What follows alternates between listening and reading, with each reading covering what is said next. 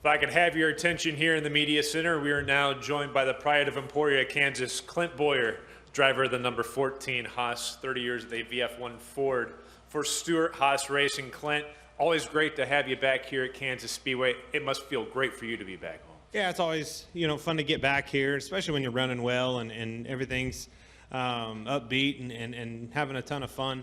So many positive things going on in my world. Stewart Haas, the Ford camp, everything. It's just been a ton of fun from the word go when we unloaded at Daytona. Certainly rolling into Kansas off that momentum and having all that confidence on our side feels good. So I'm looking forward to the race tomorrow night. Just seems like it's, with the new schedule and everything that we have going on this year, Fridays seem kind of chaotic, and a lot of times coming out of Fridays, you don't really know, what to expect and where you're at as far as, your long run pace, your qualifying stuff, and everything else. I'm looking forward to qualifying. I think left a little bit out there in practice, and hopefully we can get that tonight, start up front, and be good for tomorrow night. Outstanding. We're going to open the floor for questions. If you have a question, raise your hand. We'll get a wireless microphone to you. We'll start with Kathy, and then go to Todd, and then the postman. Hey, Clint, Kathy Sheldon with NASCAR.com.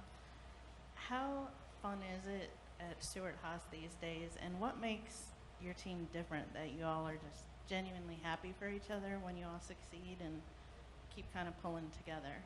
Well, things are finally gelling and working the way they're supposed to work at a multi-car team. Doesn't do anybody any good to have one car running good. Having all four cars running well up front for our partners on the side of the cars, our manufacturer, that just speaks volumes about everybody pushing in the same direction and the adjustments we made in the off season and putting a year, under our belts and learning from that. Learning these Fords, the aero maps, the Roushier's horsepower, all the things, all the tools that you use to go to the racetrack week in and week out. We have that year under our belt for our 14 car, the communication, the driver, crew chief communication, our engineers. Everybody's just so much more polished this year than we were last year as we were learning. It seemed like last year you're in a different car every week. You never felt like you were sitting in the same car. This year, not only do I feel like I'm sitting in the same race car, it's responding to the same things. When they have a good aero balance underneath of them, your wedge, your track bar adjustments, your air pressure adjustments, all those things are making sense and clicking for you, and it makes it so much clearer, paints such a clear picture to make those adjustments and have confidence in your decisions behind those adjustments. Go to Todd, then to Steve, then to Randy, then to Jeff. Hey, Clint. Todd Palmer with Kansas City Star. Dale's gone. Dale Jr.'s gone. He's not gone. He's probably for our purposes. I hope that he's cleaning a mess up and replacing a new diaper. That's what I hope he's doing right now. But he's probably not going to win most popular driver again this year. He's certainly not going to be the most popular driver. That's for right. sure. So give me your sales pitch. Why should you be the heir apparent there? Because he's not. So why shouldn't it be me or anybody else? But the most popular driver, that's a neat tradition that NASCAR's always done, but I love my fan base. I love the following, the interaction we have on Twitter.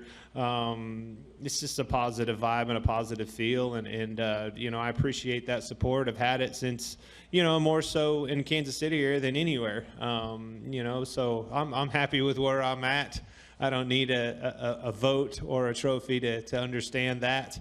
I'm part of a big thing in a big sport in this world, and that's certainly gratifying enough for me.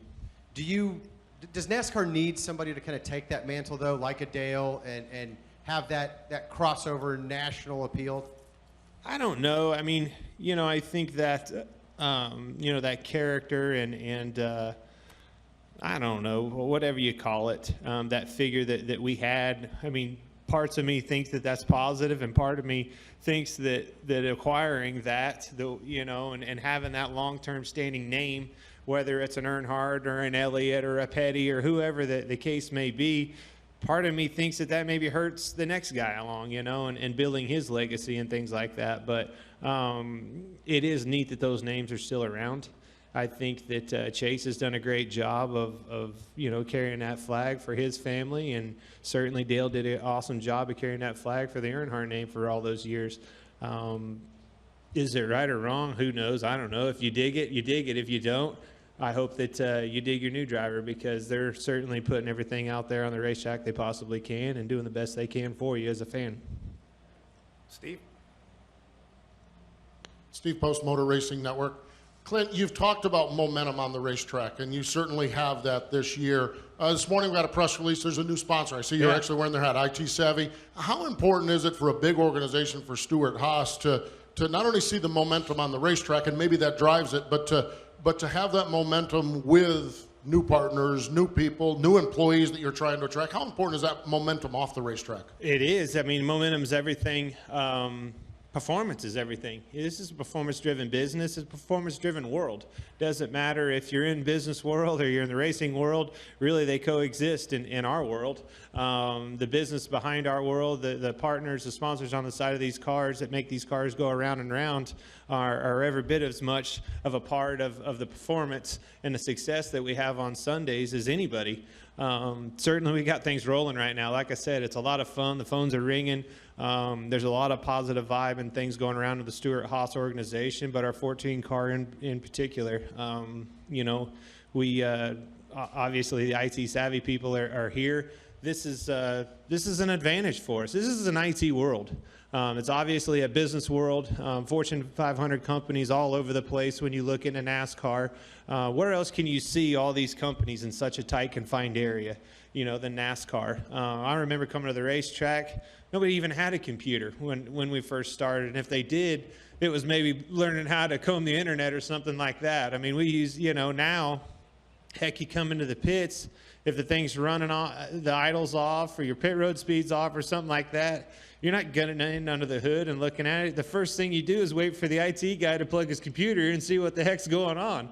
I mean, that's how things have changed, and certainly, IT Savvy coming on board with us and helping us not only with our equipment, but our technology and our solutions behind all of that is a performance gain for us, and it will be for any other business connected to this sport. Go next to Randy, then to Jeff, then Nick, and Claire. Hey, Clint, Randy Kovitz, KC Star, USA Today.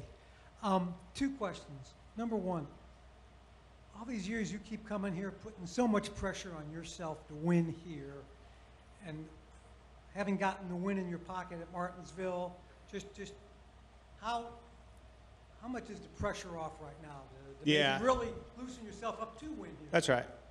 Martinsville is just a huge release for so many different things. For me personally, for our race team, it was just a huge sigh of relief. But then you almost won again last week, and we almost rolled in here, a 2-time winner. But I want nothing more to be able to win in front of my hometown crowd. This is where it all started, right down the road at Lakeside. Everybody knows my story. Here watching the first race, and I just can't think of a possible way to solidify everything and bring it all back home than to win right here. Won that truck race a few years ago, but it's just, to be able to roll into victory lane in a cup race, I don't even know if you'd find me in victory lane. I don't know where you'd find me. But there's a difference in your mental approach now than it's been when you were trying to end that streak for so many years? Yeah, I mean, it's just again, your confidence level is through the roof right now for our race team, myself. We're capable of doing it. We've proven that. We've got that behind us. It's no longer can they do it, it's when will they do it again. And I feel that way when you get in that race car. It's not, can we win again? It's when we're going to do it and how we're going to do it. My second subject is the talk about NASCAR possibly being for sale. What would that mean to be under new management? What would you like to see? Man, I don't know. I think I remain, committed to the future and long-term future of the sport, I think is what I probably ought to say. Go next to Jeff, and then to Nick. Jeff Gluck from jeffgluck.com. You got a penalty this week after you had such a great finish at Dover. Appreciate that, Jeff. Well, I was just going to say. Such a positive vibe going on. How do you... Was Bob not here, so do you He's decide not, yeah. go ahead and do it? This has been a Damn it. continuing trend where, there's midweek, all these midweek penalties keep coming out. and it takes the focus away every single week off, finishes off the racing, all this talk. Should NASCAR change the way they do these penalties? Should anything different Right. happen so this kind of thing doesn't happen? Man, I don't know. I mean, everybody has a different opinion on it. They have a tough job. They really do. I mean, you've got a world where the people on the racetrack are as equipped, if not the same, better than what you are, trying to govern and regulate. Tough job to do on the competition side of this sport. The technology is through the roof right now. This is such a simple thing. And when you look at these cars going around the racetrack, you think, just how can it be that hard? But then you start to realize that simple thing out there in the racetrack has an army of people that are fine-tuning and massaging and getting the most out of just a confined area. It's just mind-boggling, where it's come. I was in my dad's shop doing an interview this week at home in my car from like 06. A Jack Daniels car is still in my dad's shop, and I was looking at it, and I'm like, holy cow. I remember going to RCR and seeing Dale Earnhardt's cars when they were in that museum, and I was walking around there like, how in the hell, how do we get to where we are? Look at that jalopy, And now here I am in my tenure, in my career. I saw where I first started and that first Cup car to where it is now. It's unbelievable. The things that you learn and we come across, and we're scanning our bodies now. I mean, it's so hard to try to govern it all on their side of it, because we're pushing as hard as we possibly can. I mean, mine, we had a part failure. I mean, it broke. You know what I mean? There's nothing. I was upset, so I figured that out, and I'm like, well, sorry guys. Take your licks and go on. But I mean, it's frustrating. It is. When you get to the track and there's so many cars that aren't on the track or whatever the case may be. I mean, it's where the right thing, and if it's in there somewhere in between, I think it is. But at the end of the day, truth be told, they've got a tall order in front of them and an army of people that are pushing it as hard as they can against them. Nick Bromberg, Yahoo Sports. On the penalty vein, let's be a little more positive here. Do you see that? Do you see it when you saw it come out? Do you go, okay, maybe it wasn't so bad that Kevin passed me because I'm not sitting here worrying about 3 playoff No, points that I sucked. lost. And right, but now 20 points, you're still 4th in the points, and you still have the win. You don't have to worry about that. I wanted the trophy with the car in it, holding my car, not the 4 car. Totally understand that. Because he was trash talking all weekend long, and I really, really wanted to shut him up and be able to take that trophy away from him. But we're close. Obviously, we've run second, and you never wanted to look up and see, your car in the penalty box or the headline reading something negative. I mean, we have so many positive things going on with our thing, and I know firsthand. Mine wasn't. It's listed under the same penalty, but I mean, all you got to do is go back and look at pictures and see the differences between other cars that had that penalty and mine going around the racetrack, and that's where I put my decision and how I came to ease about it. If we'd have been pushing hard and made it, and they were foolish and got caught doing something bad, and I felt like that's how I got that performance advantage, and that's why I ran so good last weekend, you feel like you cheated somebody. But I went back and looked at 150 pictures that we have, available to us, and went back and looked at the other guys that had the same problem, and I just didn't see the same result. But fine with the penalty and go on, and looking forward to this weekend. So, but I mean, even in the sense of you didn't go, okay, I'm glad I don't have to deal with the fact that I lost points from a win, because now, in the grand scheme of things, it may not really even matter. Nah, way we're running, we're going to get another win, and it'll be history. Go next to Claire. Claire B. Lang, Sirius XM NASCAR Radio. There's a lot of technical companies that are coming into the sport, Savvy, and Richard Petty Motorsports has a new company that's a sponsor. Is that the current trend? Is that going to help things, not just financially at the company, but come up with technical things that can be advantages? Well, I mean, that's what I was kind of frustrated about, reading the headlines and stuff this week. That's not what I see going on. I saw Talladega's infield is back the way it used to be. The camping and the infield, it was a beautiful weekend. That's back rolling the way this sport was when I came into it, and I left Talladega thinking this is on track.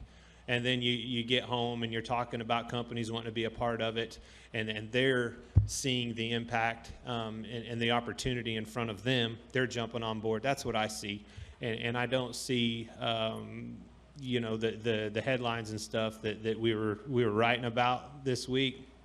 I just don't see that impacting me personally and my race team and my organization. I see a lot of positive things. Whether you said, Bubba, having a new IT sponsor, that's the wave of the future. I mean, like it or not, the old school ways of going to testing and looking and trying to figure it out. I mean, we got four cars, and I'm going to tell you, the number one guy, I just told Mike, the number one guy that we can't do without on a race weekend is our IT guy. If he's sick, we're all sick. Then that race car is going to be sick. It's unbelievable how much we lean on that side of things, on the technology side, and we need to be on the leading edge of the equipment. We need to be on the leading edge of the technology, and those solutions behind that is how companies like IT Savvy are going to help us, strive through the future. And in addition to that, when we're seeing these stories this week, we're not seeing, when they're writing about it, about the sponsors that are being added. Yeah. It'll be the common line that, sponsors are leaving, but they don't say which ones, and they're not adding the new ones we're seeing, right? So No, I don't know if they're getting the whole story. Yeah, I mean, just some obviously are outweighing others, and I get it all, but there's like I said, there's a lot of good things going on with our sport, and I feel like obviously we're running good, and I can tell you this, I'm gone a hell of a lot more than I was a year ago, and even 2 years ago, 3 years ago. I mean, things are picking up in a big way, and that's because of partners and sponsors starting to really pick up around the program. Finish off here with Lee.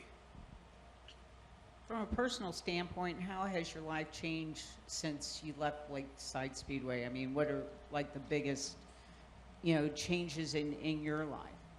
Still a goofball. Still have a ton of fun at the racetrack. I love coming to the racetrack. I love picking on people and being picked on and racing. The competitiveness of racing is just, I go watch my nephew play t-ball or have friends playing baseball, football players, country music people. The competitiveness of NASCAR is a world like no other. I love it. I love coming to, and that's motorsports in general. Our two dirt late model teams, we're behind right now, trying to figure out how to get better, trying to beat that guy before you to line back up this weekend. I mean, just being able to see your hard work and your dedication Monday through Friday, start showing up at the racetrack over the weekend. There's nothing like it. That feeling of satisfaction and gratitude, I've never had anything that even remotely comes close to that. Pulling into victory lane again this year with your family, that's what's changed. Family, the reasons that I wanted to be in victory lane weren't really selfishly just because I wanted to have a beer with my buddies. I wanted my boy in victory lane. I wanted that picture on our wall. I wanted him to experience that, and I want to do it over and over and over because I want them to be a part of that. That's the biggest thing that's changed to me, but personally and probably everything like that. Family's still here. This is still home for us. Grandma's coming. My brother's here. Still pretty normal business as usual, just like it was at Lakeside. Casey Kane sometimes gets in his cars to try to help his start team figure out what's going on. Do you ever do that from time to time to give them? Well, I had to sponsor him in Talladega. We flew him down to the Devil's Bowl, and he run really well. He won his heat race, and I think he either won the dash or run second, and I don't get a chance to race my cars anymore. To be honest with you, you got to do it. Just like anything else, just like our world. It'd be like Donnie Schatz or Scott Bloomquist getting in a Cup car and trying to line up with us. I mean, these kids have grown up doing it and everything else. You can't beat the experience. They can run fast. They can post a big lap. But putting 500 miles together is a whole different story. Making the mistakes, on pit road, there's just so many different things that make up success on any given Sunday in our world or Saturday night. But that's the biggest thing with the late model world. If I showed up and tried to line up with those guys, I wouldn't make the feature. I'd probably crash, and I'd be super bummed out. That's facts. Well, Clint, thanks for taking the time to join us. Good luck the rest of the week. Thanks, guys.